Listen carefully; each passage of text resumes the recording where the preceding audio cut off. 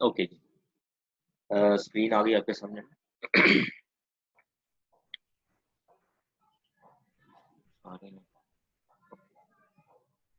Yes sir.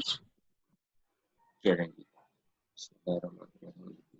Last time हम जो है वो इस स्लाइड पे थे, इसमें हमने स्टैटिस्टिकल वैल्यूएशन ऑफ डाटा जो है ना वो थोड़ा सा डिस्कस किया था।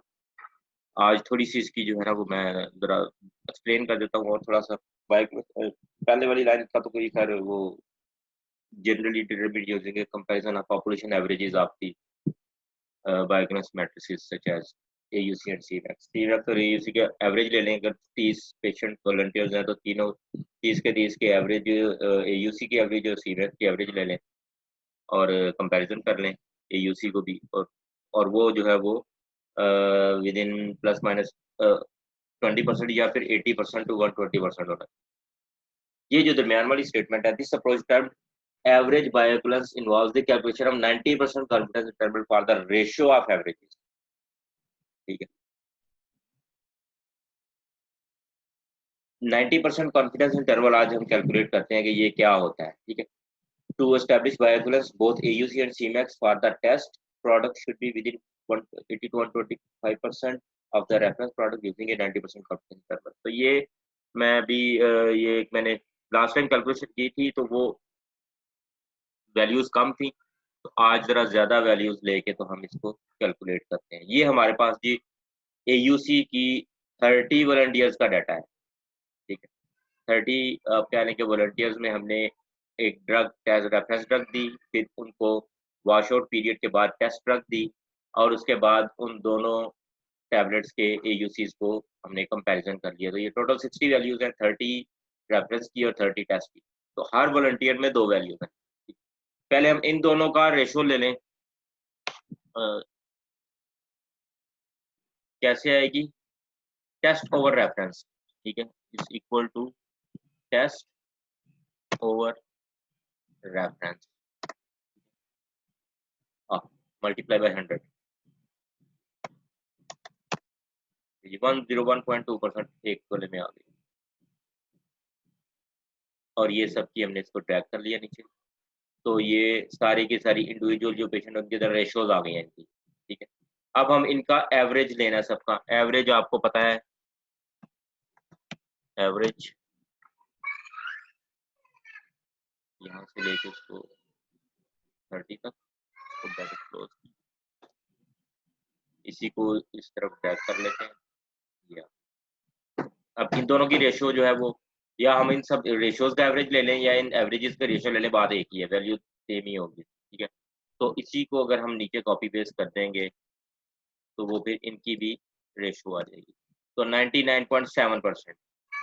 ठीक, अब कॉन्फिडेंस इंटरवल क्या है? बेसिकली कॉन्फिडेंस इंटरवल ये है कि 90% चांसेस है कि our population mean is within these two values. ठीक है, हम 90% कॉन्फिडेंस इंटरवल जनरेट करेंगे अभी, और फिर जो हमारा कॉन्फिडेंस इंटरवल है वो इस 80% टू 125% के दरमियान दरमियान होना चाहिए।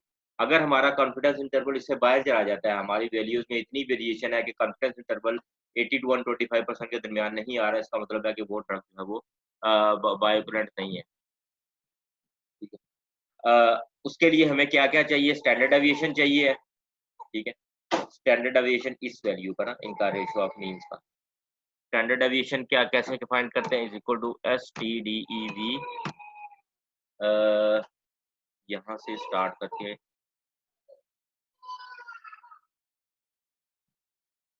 ब्रैकेट क्लोज, ये स्टैंडर्ड डेविएशन आ गया। ठीक है, उसके बाद है margin of error.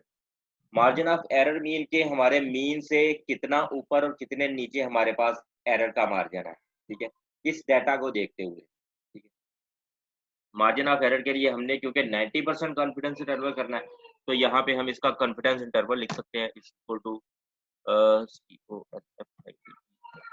Confidence.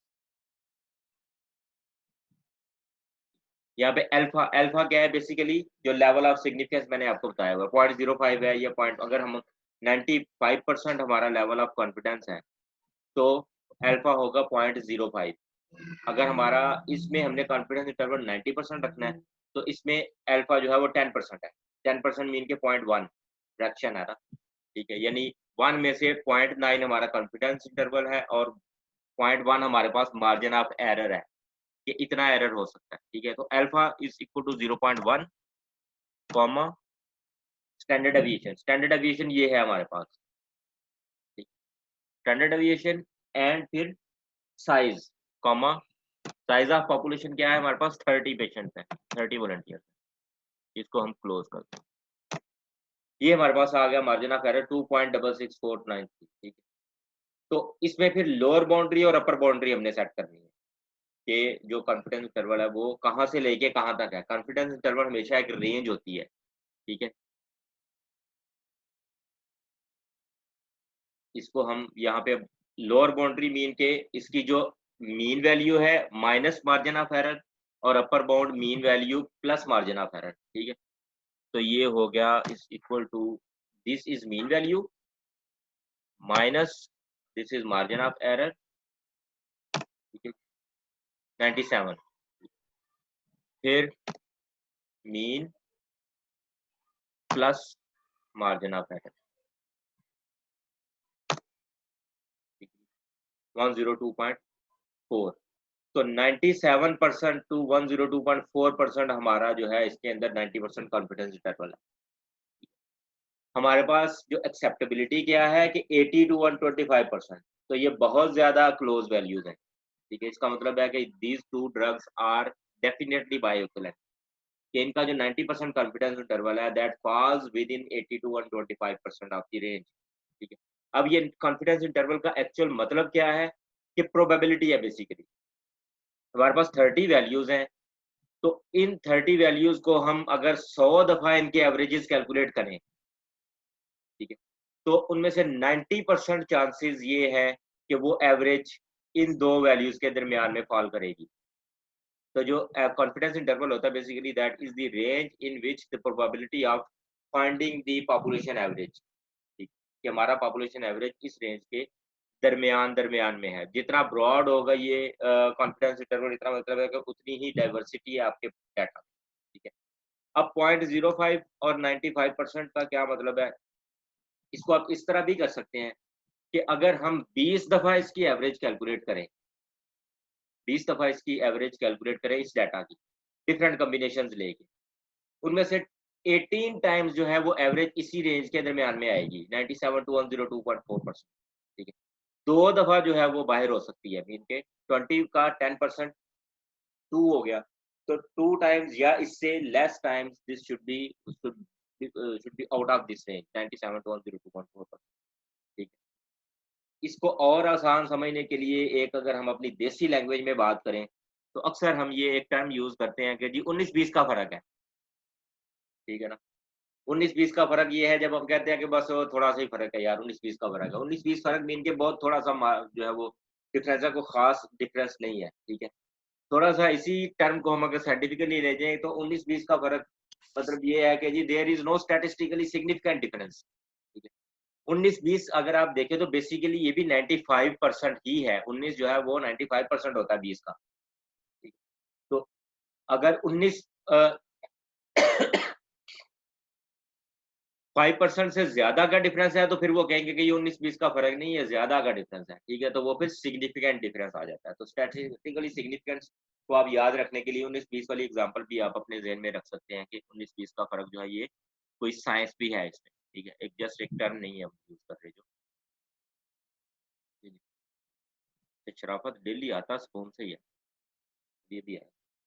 Okay जी, इस कैलकुलेशन की समझ आ गई, इसकी हम डिटेल प्रैक्टिस करेंगे प्रैक्टिकल में, ठीक है? वो आपको मैं डाटा दूँगा, फिर आपने ये सारा काम करना होगा, ठीक है? आपको मैं शीट भी दे दूँगा एक्सेल की और उसमें फिर आपने कैलकुलेशंस खुद करनी है। उसमें हम दोबारा 2 वैल्यूज़ लेंगे एयूसी और क्या नाम है उसका टीमैक्स, 2 ड्रग्स के और उनका फिर हम कंपैरिज़न करेंगे और एग्ज़ाम में भी इस तरह आ सकता है कि मैं आपको डाटा दूँ और आपने मुझे बताना है कि इसका कॉन्फिडेंस इंटरवल क्या है, इसका जो मार्जिन ऑफ एरर क्या है हमारे पास, सारी ये कैलकुलेशन आपने करके देनी होगी। तो प्रैक्टिकल सेशन में हम इसकी पूरी एक दफ़ा प्रैक्टिस खुद भी करेंगे।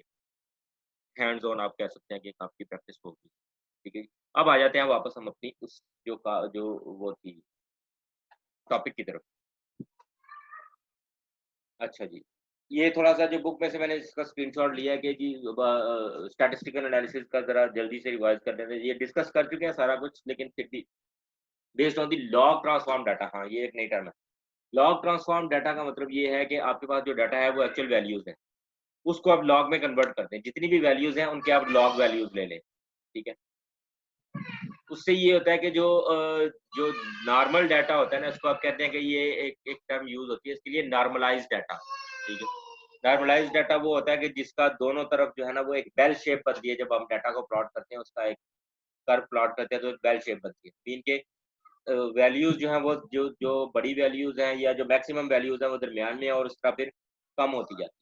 तो नॉर्मल जो डाटा होता है उससे जो बायोक्लस के लिए होता है उसके लिए नॉर्मली बेल शेप कर्व नहीं बनती, लेकिन जब हम उसका लॉग ट्रांसफॉर्म कर लेते हैं, हर वैल्यू का लॉग लेके, तो उसका जब हम कर्व प्लॉट करते हैं तो वो ज़्यादा बेहतर एक पिक्चर दे रहा होता है। बाकी इस टर्म में कोई खास ऐसी कोई और चीज़ नहीं है, ठीक है? Point estimates of the mean ratios test over reference for AUC and CMAX are between 80% and 125%. Clear है ये बिल्कुल, ठीक है? AUC and CMAX 90% confidence interval must be fit between 80% and 125%। ये भी हमने करके देखा, जो हमारा 97 टू 102% आया था, तो वो अगर डाटा इस रेंज के दरमियान फिट है तो वो बायोकनेक्ट है, ठीक है? Bioconnect criteria to one sided test procedures, ठीक है? Test is not significantly less than reference and reference is not significantly less than test, ठीक है?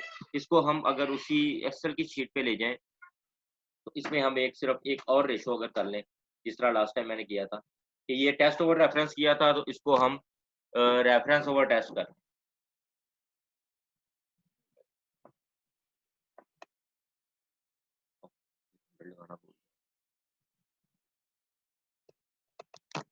98%। तो इंडिविजुअल वैल्यू 98 टू 101% है। अब इसमें देखें शायद कोई एक आध वैल्यूज दूर तक सबसे मैक्सिमम वेरिएशन 110 है, 114 है, 120% है, ठीक है? 121% है। नीचे वाली भी वैल्यू ऐसी हो जो जिसका 121% है, वो 82% है। यानी सारी हर इंडिविजुअल वैल्यू वो भी इस रेंज के 80 टू 125% है, और उसका जो कॉन्फिडेंस इंटरवल है वो 97 टू 102.4%। ठीक है जी, ओके। सर ये बात समझ नहीं आई। एक्सेल की शीट दोबारा खोलो जी। ये जो रेंज दी हुई है, अगर हम इस वाले डाटा का ले लें वैल्यूज, ये सारा इसी को अगर मैं कॉपी पेस्ट कर दूं यहाँ पे,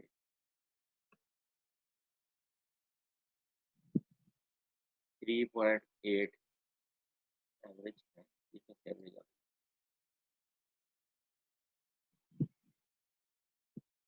नहीं, ये इसकी फार्मूला गलत हो गया इसमें। रेफरेंस ओवर 100, ठीक है? 97.5 टू 103.1%। यानी एक मिनट मैं उसी पे आता हूँ। टेस्ट ऊपर रखा है, रेफरेंस नीचे रखा है, तो 80% उसकी वैल्यू होनी चाहिए। रेफरेंस ऊपर रखा है और टेस्ट नीचे रखा है तो 125% है। यानी दोनों केसेस में ये 80 टू 125% के दरमियान ही वैल्यूज होनी चाहिए, ठीक है? और जब हम इसका कॉन्फिडेंस इंटरवल चेक करें तो वो कॉन्फिडेंस इंटरवल भी इस रेंज के अंदर अंदर हो, उसका 80 टू 125% के दरमियान। इसमें कौन सी बात है जो समझ नहीं है ये आपको?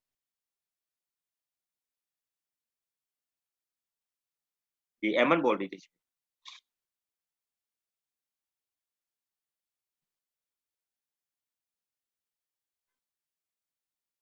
सर आ गई है समझ। अच्छा, आ गई है, ठीक।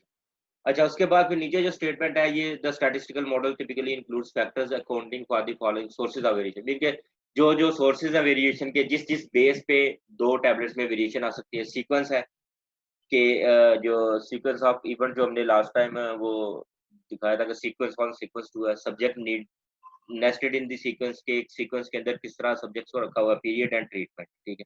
तो ये चार बेसिकली हमने जो है वो इन चीज़ों को ही शफल कर करके तो देखना होता है कि जब सीक्वेंस 1 में एक को टेस्ट दी, दूसरे को रेफरेंस दी, फिर सीक्वेंस 2 में उसको रेफरेंस दे दी, उसको टेस्ट दे दी। तो ये बेसिकली इसका ये मतलब है, ठीक है? अब आगे एक और चीज़ आ गई, multiple dose steady state study design, ठीक है? पहले जो हमने सारी की है वो है single dose. Single dose mean के हमने एक जो है वो नंबर ऑफ वॉलंटियर्स ले लिए। क्रॉस ओवर स्टडी डिजाइन है।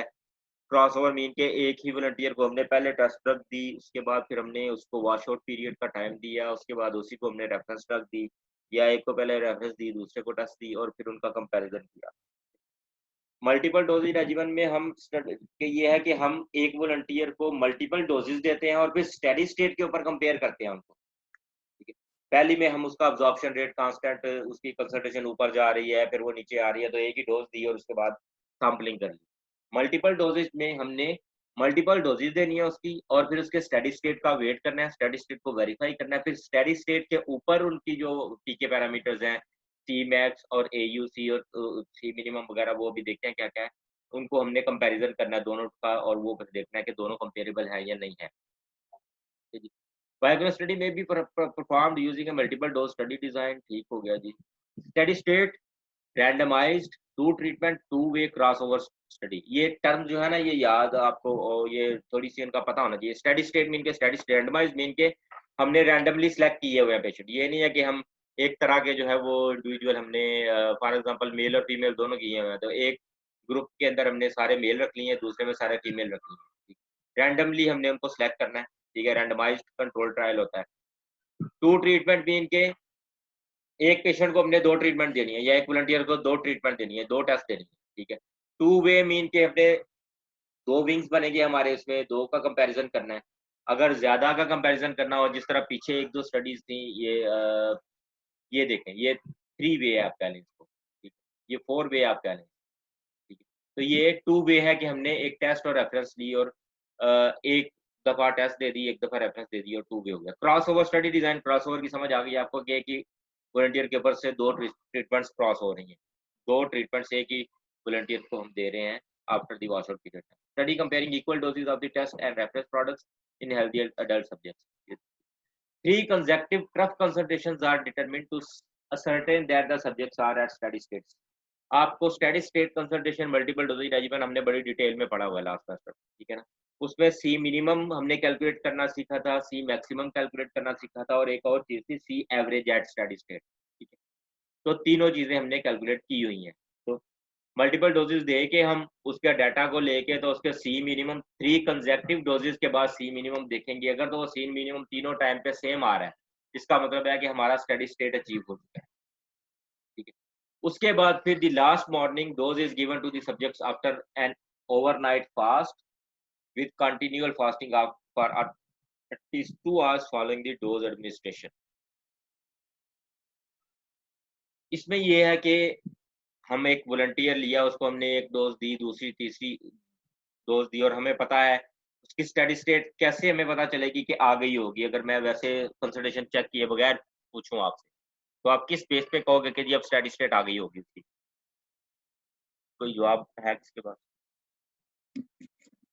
6.6 हाफ लाइफ बात। 6.6 सर हाफ लाइफ के बाद डोजेज हमें 6 नहीं डोजेज नहीं, हाफ लाइफ। ठीक है, अगर हमें पता है कि ड्रग की हाफ लाइफ 8 आवर्स है, ठीक है, इसका मतलब है कि अप्रोक्सीमेटली 60 आवर्स के बाद उसकी स्टेडी स्टेट आ गई है।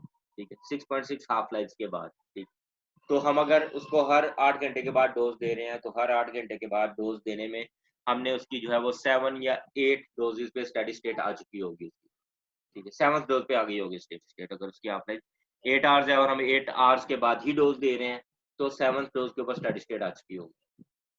ठीक है, अगर 4 आवर हाफ लाइफ है और 4 आवर्स के बाद हम उसको दे रहे हैं, या 4 आवर हाफ लाइफ है और 8 आवर्स के बाद डोज दे रहे हैं, तो फिर 3.3 डोजेज के बाद स्टेडी स्टेट आ चुकी होगी। अभी अगली स्लाइड में देखते हैं। ठीक, तो ये मीन कि उसको ओवरनाइट फास्टिंग 3, 4, 5 डोजेज दी, स्टेडी स्टेट हमें आइडिया हो गया कि आ गई है। उसके बाद पेशेंट को, वॉलंटियर को हमने ओवरनाइट फास्टिंग पे रखना है।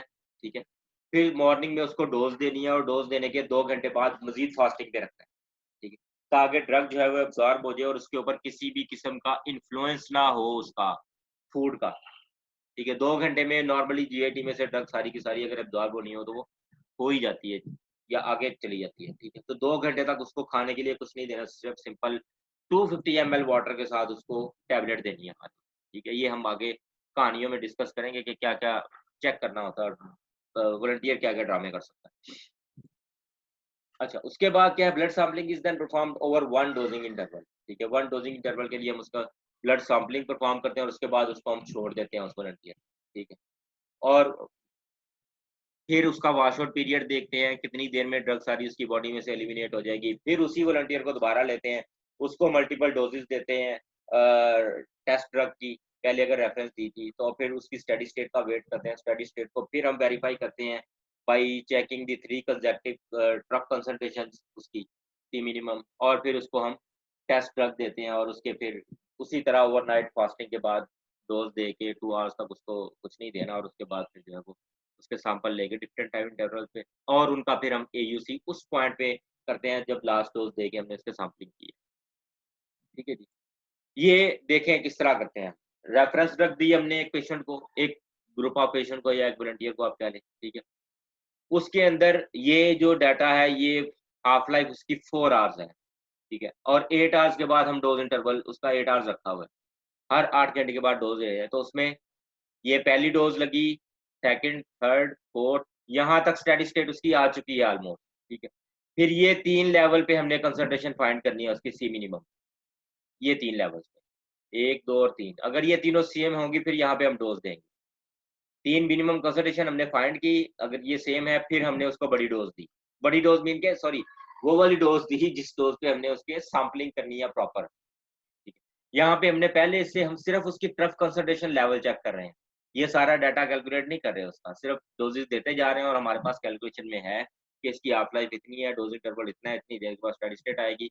और फिर हम उसके बाद एक यानी first, second, third, fourth dose देने से पहले उसकी कंसंट्रेशन फाइंड की, फिफ्थ के पहले, सिक्स के पहले, तो वो देखा अगर तीनों कंसेक्टिव सी मिनिमम सेम है तो फिर हम उसकी डोज देके जो वॉलंटियर की जिसके बाद हमने सैंपलिंग करनी है तो वो सैंपलिंग करके तो यहाँ पे उसको छोड़, ठीक है, उसका डाटा सारा ये ले। फिर उसी पेशेंट को हमने टेस्ट ड्रग दी, उसी वॉलंटियर को, उसी तरह उसका 3 कंसेक्टिव कंसंट्रेशन लेवल चेक किए और फिर उसको डोज दी और फिर ये डाटा ले। ठीक है, फिर ये इसका सी मैक्स, उसका सी एवरेज, उसका एयूसी, ये सारा हमने चेक करना है। ठीक है, कंपैरिजन करना है इसको। अब ये आ गई slide.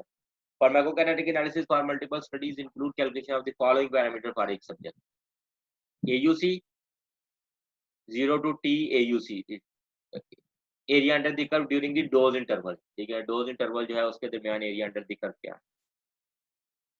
T max time to C max during dose interval. ठीक है, जब हमने डोज दी, लास्ट डोज दी, उसके बाद कितनी देर के बाद उसका सी मैक्स आया है ये चेक करना है। सी मैक्सिमम, मैक्सिमम कंसंट्रेशन का कंपैरिजन करना है, सी मिनिमम का भी कंपैरिजन करना है, सी एवरेज का भी कंपैरिजन करना है। किसी को याद है इसकी इक्वेशन सी एवरेज की? उसमें एक तो बायोअवेलेबिलिटी आ जाती है, एफ डोज थी, फिर divided by clearance and dose interval. तो डोज इंटरवल के ऊपर और डोज के ऊपर डिपेंड करता है ये। डोज बढ़ाएंगे तो सी एवरेज बढ़ जाएगी, डोज इंटरवल बढ़ाएंगे तो सी एवरेज कम हो जाएगी। ठीक है ना, ये इक्वेशन है, शायद याद आ जाए आपको। ठीक है, उसके बाद और क्या हमने करना है, डिग्री ऑफ फ्लक्चुएशन, कि फ्लक्चुएशन कितनी हो रही है, C maximum minus C minimum over C maximum, और C max minus C minimum divided by C minimum. ठीक है, स्विंग। ठीक है, डिग्री ऑफ फ्लक्चुएशन एक ये है कि ऊपर वाली कंसंट्रेशन किस तरह फ्लक्चुएट कर रही है। अगर 3 कंसेक्टिव सी मैक्सिमम लिए हैं तो वो क्या फ्लक्चुएट कर रहे हैं, वो उनकी आपस में क्या वेरिएशन है। 3 कंसेक्टिव सी मिनिमम आपस में क्या फ्लक्चुएशन है उनकी, सी मैक्सिमम और सी मिनिमम में डिफरेंस को सी मिनिमम पे डिवाइड किया, और सी मैक्सिमम और सी मिनिमम में डिफरेंस को सी मैक्सिमम पे डिवाइड किया। तो ये बेसिकली फार्मूला है, इसकी हम प्रैक्टिस कर सकते हैं जब हम बाद में इसकी अगर टाइम मिला प्रैक्टिकल्स में इसको परफॉर्म करने का। सिंगल डोज वाला तो हम करेंगे ही, अगर टाइम बच गया तो हम मल्टीपल डोजेस की भी कोई डाटा बना के, डाटा लेके तो उसको कंपैरिजन कर लें।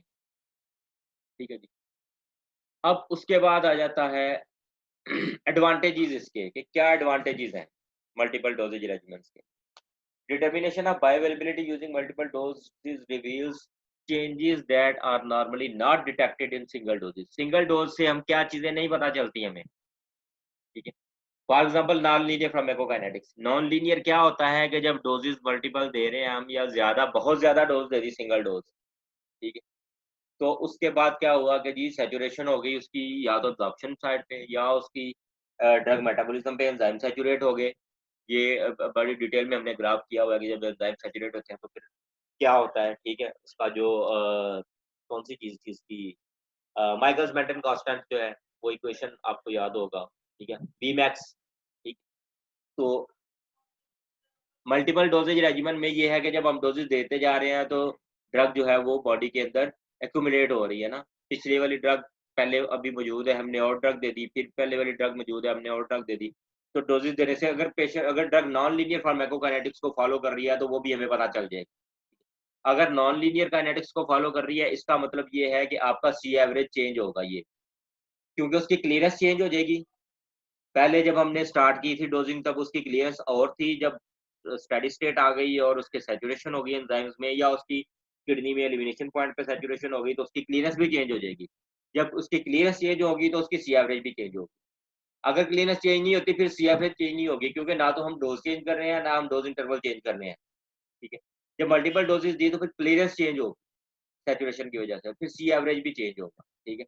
तो इस चीज़ को भी जो है इसकी भी आइडेंटिफिकेशन हो जाती है ड्यूरिंग मल्टीपल डोजेज रेजिमेंट की ये ड्रग नॉन लीनियर काइनेटिक्स को फॉलो कर रही है, तो उसको भी हम कंपेयर कर सकते हैं फिर। May be observed by raising the C minimum and AUC after each dose interval, ठीक है। यानी अगर हमने डोजेज देते जा रहे हैं और सी मिनिमम जो है वो बढ़ता जा रहा है कंटिन्यूअसली, ठीक है। इसका मतलब ये है कि ड्रग जो है वो उसकी जो है क्या नाम है उसका, एलिमिनेशन पॉइंट पे सैचुरेशन हो रही है और कंसंट्रेशन उसकी अब एड अप होती जा रही है, ठीक है। जो पहले वाली ड्रग है वो उसका मैक्सिमम लेवल तक एलिमिनेशन रेट उसका आ चुका है, उससे ज़्यादा वो एलिमिनेट नहीं कर पा रही, लेकिन हम अपनी डोज देते जा रहे हैं कंटिन्यूअसली और वो डोज फिर ऐड होती जा रही है। उसके बाद डिसएडवांटेजेस भी हैं इसके। नंबर 1 टाइम कंज्यूमिंग है। ज़ाहिर है आपने अगर एक ड्रग है उसकी हाफ लाइफ 8 आवर्स है तो आपने उसको एटलीस्ट 60 आवर्स तक आपने उसका वेट करना है। 3-4 दिन तक आपने उसको और 28 आवर्स के बाद डोज़ देते जाना है और फिर उसके बाद आपने उसकी जाके सैंपलिंग स्टार्ट करनी है, ठीक है। तो टाइम कंज्यूमिंग है। अब एक वॉलंटियर है उसको आपने जो है वो एक तो कॉस्ट ज़्यादा है, आपको ज़्यादा देर तक वॉलंटियर्स को रखना पड़ेगा, उसको ऑब्जर्व करना पड़ेगा, ठीक है। फिर इसमें dropping out of the volunteers के चांसेस भी ज़्यादा हैं कि एक वॉलंटियर को आपने अगर 10 दिन के लिए या एटलीस्ट इस केस में अगर आप देखें तो 3-4 दिन के लिए रखेंगे, तो वो तंग आ जाएगा कि यार ये क्या मुसीबत है मुझे कि मेरे ऊपर कौन-सी ड्रग है जिसको टेस्ट कर रहे हैं और ये कहीं मुझे नुकसान ही ना हो जाए, ठीक है। ख़ास तौर पे हमारी सोसाइटी में तो खैर मुफ्त मशवरे देने वाले भी बहुत होते हैं, तो ये है कि जी यार तेनू लगदा है इन्होंने मार के ही चेक करना है। तेन दवाई दिंदे जा रहे हैं ते जो तक तू मरेगा नहीं इन्हें चेक करना कितनी डोज़ ते मरदा बंदा। तो ड्रॉपिंग आउट के चांस भी ज़्यादा है वॉलंटियर्स के, तो ये एक डिसएडवांटेज है तो क्योंकि टाइम ज़्यादा लग रहा है और वॉलंटियर जो है वो किसी भी टाइम उसका जो है ना वो माइंड चेंज हो सकता है। तो वो उसका राइट होता है, वो किसी भी टाइम पे छोड़ के जा सकता है। उसके बाद मोर ब्लड सैंपल्स, ज़ाहिर है हमें ज़्यादा ब्लड सैंपलिंग करनी पड़ेगी, एटलीस्ट 3 सी मिनिमम हमने लेने हैं, उनको एनालाइज़ करना है, फिर उसके बाद उसको जो फाइनल डोज़ देंगे उसके ऊपर फिर उसकी स्टेडी स्टेट पे कंसंट्रेशन चेक करनी है, डिफरेंट टाइम इंटरवल्स पे सैंपल लेके। तो ब्लड सैंपल ज़्यादा लेंगे, जब ब्लड सैंपल ज़्यादा लेंगे उसमें भी अगेन वॉलंटियर्स छोड़ के जा सकता है कि सैंपलिंग जो है वो बड़ा मुश्किल काम होता है एक तो और बहुत ज़्यादा इसके अंदर एरर के चांसेस होते हैं और फिर वॉलंटियर्स भी तंग आ जाते हैं कि बार-बार आके मुझे या तो अगर ग्रैनुला लगा हुआ है फिर भी उसको ब्लड लेना है और अगर ग्रैनुला नहीं लगा तो हर दफ़ा उसको प्रिक करना है नीडल के साथ। तो ये थोड़ा-सा टाइम कंज्यूमिंग भी है, सब पेशेंट का ब्लड लॉस भी ज़्यादा होता है, पेशेंट जो वॉलंटियर है वो छोड़ के भी जा सकता है। Number 3 small differences in the rate of drug absorptions may not be observed, ठीक है।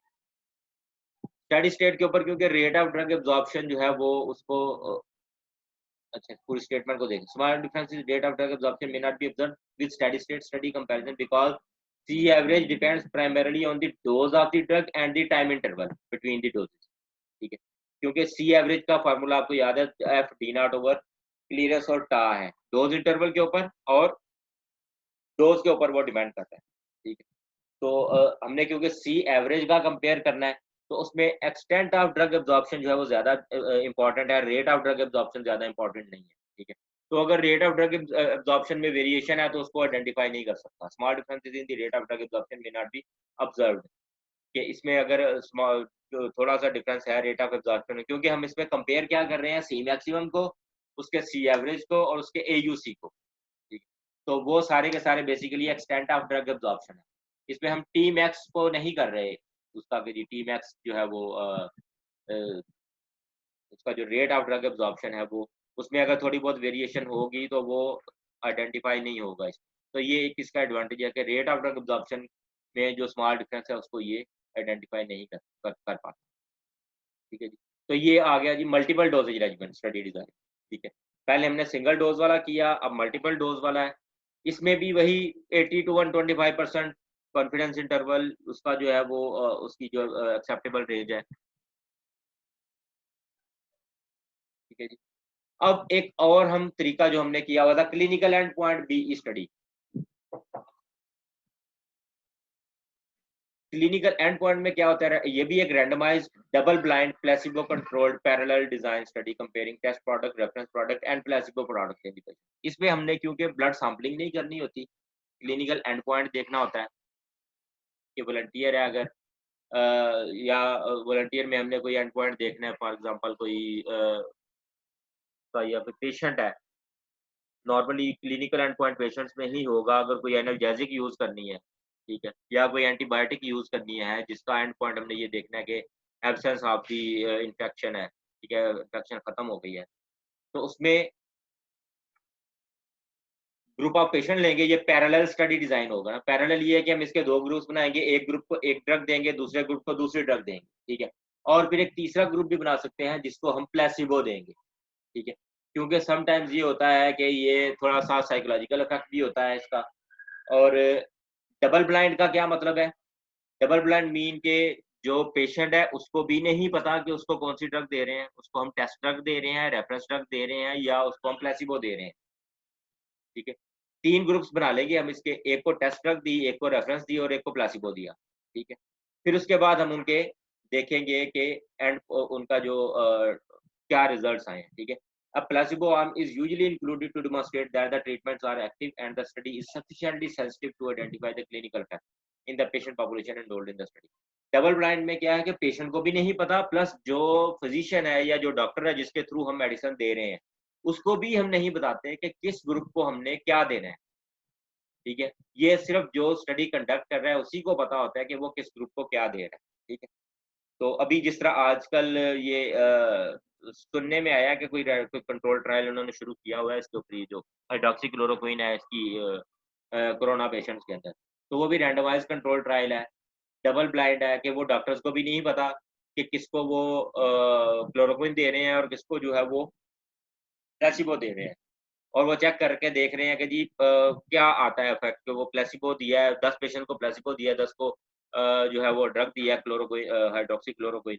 और फिर डॉक्टर क्या कहता है बाद में कि वाकई क्या डॉक्टर को नहीं पता चला कि किसको क्या दिया, और उसने क्या जो रिजल्ट दिए हैं कि वाकई वो वाले पेशेंट जिनको हमने ड्रग दी थी वो ठीक हो गए और जिनको हमने प्लेसिबो दिया था वो ठीक नहीं हुए। अगर तो इस तरह के रिजल्ट आएंगे इसका मतलब है कि ड्रग का इफेक्ट है।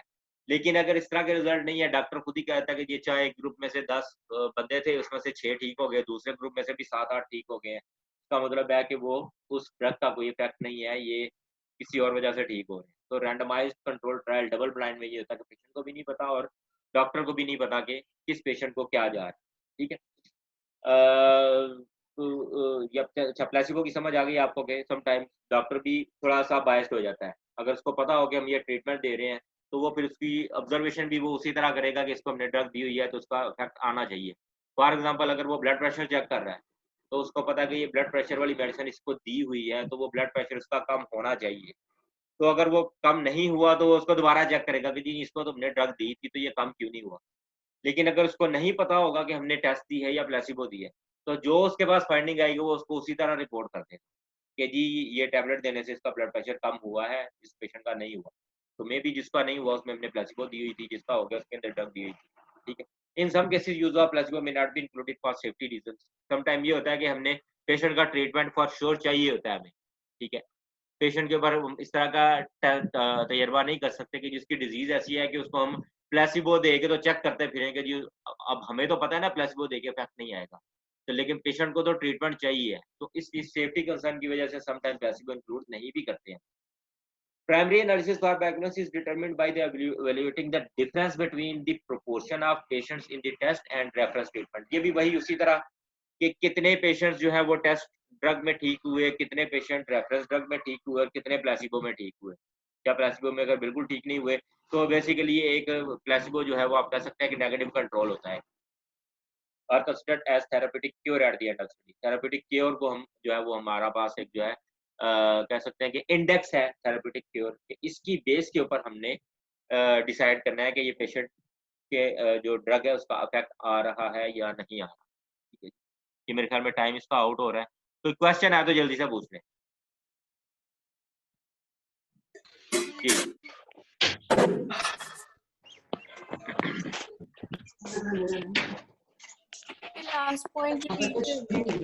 लास्ट जो लिखा हुआ है, primary analysis bye diagnosis determined bye evaluating the difference between the proportion of patient.